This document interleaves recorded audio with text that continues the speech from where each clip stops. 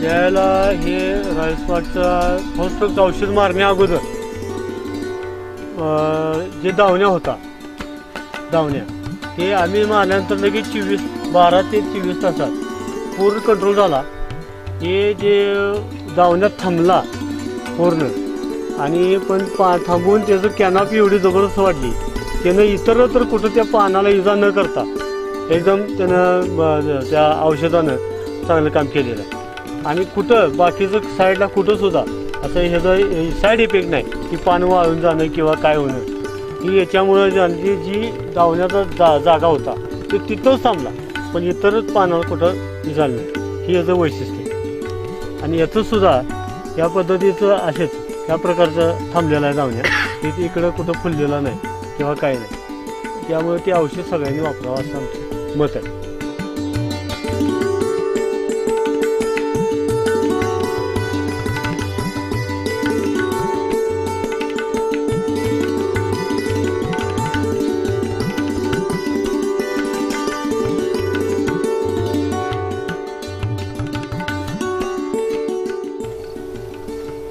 ही आमच्या चुलत भावाची एक बाग आहे.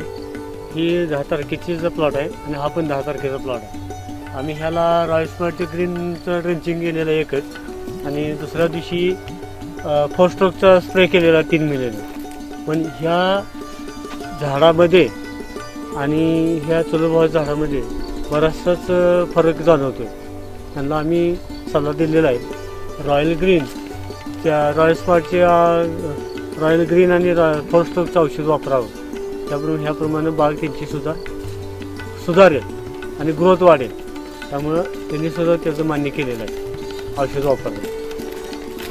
आमच्या बागेच्या पाण्याचा रॉयल ग्रीन ड्रेंचिंग केल्यामुळं आणि स्प्रे केल्यामुळं फोस्ट्रोकचा ह्या पानाचा आकार आमच्या बागेच्या आणि माझ्या चुलत भावाच्या पाण्याचा आकार ह्यात बराचसाच फरक जाणवतोय.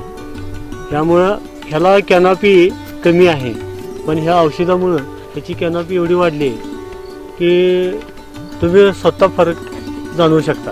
ह्यासमोर प्रत्यक्षदर्शी आहे.